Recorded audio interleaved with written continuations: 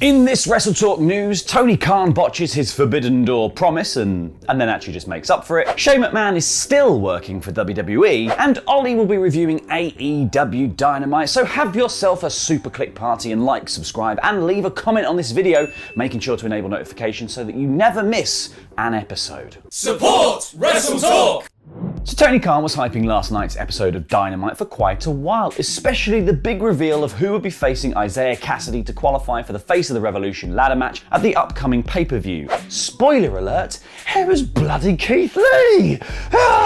Keith! Thing is though, Tony botched this setup, teasing Keith's arrival as someone entering through the Forbidden Door, in a tweet that read, "The Forbidden Door can be opened for anyone from any wrestling promotion in the world, whether or not it's a company AEW is on good terms with, even if it's someone from a company that's open for business. They're also welcome to slam the door in the face of their prior company." I think we've got confused about what the doors mean. It's like Monsters Inc. It's like the end of Monsters Inc. But as I'm sure many other wrestling fans have pointed out on the internet, because wrestling fans love nothing more than pointing out mistakes, Keith's WWE contract is done, so it's not exactly a Forbidden Door situation. If he was still working for WWE and then came to AEW, that's a Forbidden Door. But instead on Dynamite we did see somebody else wandering through the old naughty door, and that was Jay White, who had a bit of a Bullet Club reunion of sorts with Adam Cole and the Young Bucks. Tony Khan then revealed that White was drafted into Dynamite to satisfy that Forbidden Door tease that he guffed up when he made it on Friday last week, tweeting, "I didn't secure Jay White until Sunday. I realised after the fact that Friday night I butchered my own definition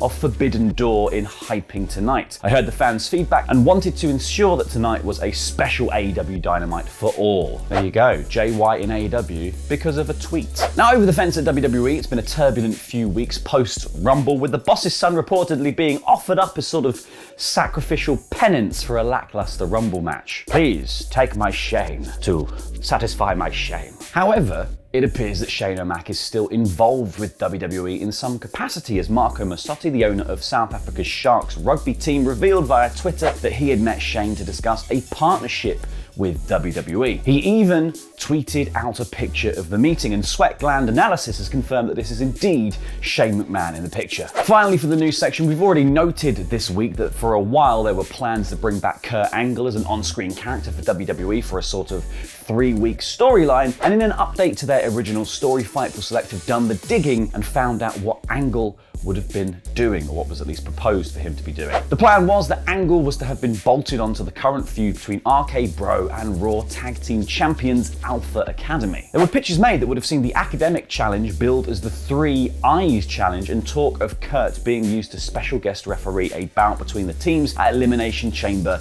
in Saudi Arabia. Anyway, hot tag to Ollie. Before we get on with the rest of the episode, I'd just like to say a huge thank you to this video's sponsor, which is, what is it? What's the sponsor? Which one is it today? Oh, it's Manscaped! Previously, when we've spoken about Manscaped, it was all about your balls. But now it's all about your beard. That's right, Manscaped is now going beyond the groin with the brand new Plow 2.0 safety razor for a super close shave for your face, neck, and beard. With a razor burn reducing cutting angle and rust resistant materials, the Plow 2.0 comes with double-sided blades so you can flip it over to start shaving fresh with a new ultra sharp cutting edge, all perfectly weighed to glide across your skin. I actually had an existential shaving crisis last month where I was like, I'm just going to use machines now. So I bought one of these barber's foils, Jesus, and used them for a few weeks and they were fine. And I never realized how meditative and relaxing actual wet shaving is. You like slow down, you focus, you have a little me time. So when Manscaped sent me the Plow 2.0, which looks like the kind of old school blade super masculine men like Theodore Roosevelt or Laurie would use, I fell in love. Just aesthetically, it looks so much smarter than other razors, and you can pretend you're a wrestler trying to hide a blade mid-match when you change them over. So get your new Plow 2.0 razor now at manscaped.com/WTTV. Links in the video description below. Manscaped has been sponsoring us for ages, and we really think you'll like their products. So please do visit manscaped.com/WTTV, as every click helps us out too. Support WrestleTalk, and remember, it's all about your beard and balls. T-shirt change. It's like I'm in a TikTok or something. Now it's time for my review of AEW Dynamite in about 5 minutes. This week's show began how last week's show ended, with MJF's smug, stupid face gloating about beating CM Punk. He was carried down to the ring on a throne like he was Macho King. AEW missed a trick not having Wardlow as one of the throne bearers, got off with a model, celebrated with the rest of the Pinnacle while indirectly burying Wardlow, and declared himself better than the best in the world, and you know it. A great catchphrase, which you can now wear on your torso. You're just a t-shirt company at the end of the day, AEW. But CM Punk wasn't beaten clean. MJF cheated, so Punk brought out emo father and son debt collector agency Sting and Darby Allin, complete with baseball bats, as a nice callback to how everyone hates the Pinnacle. In all this, Dax Harwood managed to unbutton most of his shirt, and a tag match was booked for later in the show. If he beats FTR tonight, Punk gets a rematch against Wardlow. Or maybe it was MJF. I don't know, I lost track of who wanted a rematch with who, but one thing I was certain on, Punk wasn't allowed to use Sting or Darby as partners. Continuing the ain't no party like a Pinnacle party, Wardlow squashed the Blade with 4 powerbombs that got over huge to the crowd. Penta got misted by Malachi Black last week, so he went to a graveyard to dig up his old Pentagon Dark mask. Chris Jericho, Sammy Guevara and Jake Hager looked a bit lame in their matching inner circle leather vests, like they were a knockoff Magic Mike act. Santana and Ortiz were dressed much cooler, in suspenders. Santana reminded us all how good he is on the mic, while Jericho definitely felt more heel adjacent, accusing them of robbing the fans of getting to see Chris Jericho wrestle, saying he should have recruited the other 2 members of LAX, and called himself the influencer again of AEW. I don't know if Jericho is a heel there or he actually thinks he's being cool. Sammy had enough and announced he'd quit the group if they couldn't sort it out, while Jake Hager was standing in the background like, please don't break up, I think you guys are the only reason I'm still here. Jericho and Hager will tag against Santana and Ortiz next week. Then Trent and Rocky Romero were casually cutting a promo when the Bullet Club frickin' attacked. Adam Cole and the Young Bucks were joined by former New Japan heavyweight champion Jay White. Later on, the Bucks were understandably kind of miffed about Adam Cole continuing to bring in loads of their former enemies without asking them. But one of Cole's own ghosts turned up next, because as expected, AEW is now limitless. Thanks for your support on Patreon. He's a sexy man. And an Andrew Gross man. And fantastic Mr. Good Old Fox. Go over to patreon.com/WrestleTalk to get your own shout out and loads of exclusive content from WrestleTalk.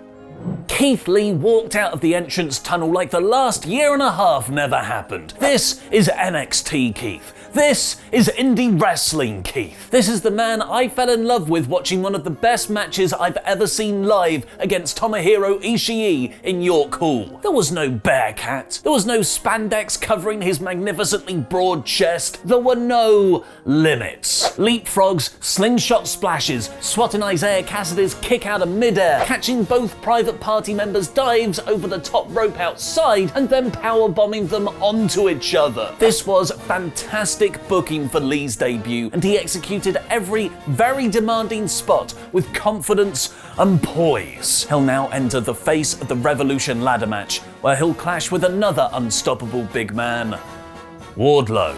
Also in all this, Matt Hardy walked out on Private Party through the crowd, heavily referencing how his brother Jeff walked out on WWE back in December. With no time to catch your breath, here's an impromptu tag match of FTR versus CM Punk and a mystery partner. Who could it be? At this rate, probably Roman Reigns. Instead, we got another Shield guy, Jon Moxley. Be still, my 2012 WWE loving heart. Mox and Punk teaming together in a tag match against FTR, this suddenly became a legit intergenerational dream match, and wow, did they deliver. It had all the hallmarks of an FTR tag classic: the mirrored submission spots, big rig near falls, Tully Blanchard getting involved and then eating a GTS, and Punk and Mox looked like they were having the time of their lives, even hitting a doomsday device. It's such a joy to watch wrestlers, particularly Mox and Punk, who both said their passion was blunted at points in their careers, just look like they love wrestling again. After a flawlessly executed, complicated final sequence,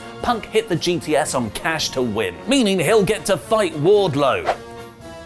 Or MJF, I'm still not sure, but I'm cool with either. Jade Cargill defended the TBS title, actually on TBS. She looked great again, beating the debuting AQA. I'm seeing double here. 4 women's matches. Right after that, Serena Deeb began her Professor's 5-minute challenge series, which is essentially beat the clock. She made Katie Arquette, no relation, tap in 1 minute. And the main event was a Texas death match between Hangman Page and Lance Archer for the AEW World title. While I haven't been a fan of this feud, arguing Lance hasn't been built up enough and doesn't pose a credible threat to Page, holy cowboy S-word! Did they put on an excellent hardcore match here? Lance went through a pane of glass. Shane McMahon to AEW confirmed. Page took a blackout off the apron onto the steel steps. Both men got literally forked up and bled everywhere. But with all those weapon spots, it was a very simple story that elevated this to the next level. Dan Lambert removed the top rope right at the start of the match. Suddenly, Page could no longer hit his finisher, the buckshot lariat. He's trying to figure out a new way to beat Archer for the whole match, and eventually uses a bent-over referee as a slingshot to hit Lance with barbed wire wrapped around his arm over the second rope and through 2 tables outside. Hangman just made it in to beat the 10 count. It is one of the most innovative wrestling spots I've ever seen.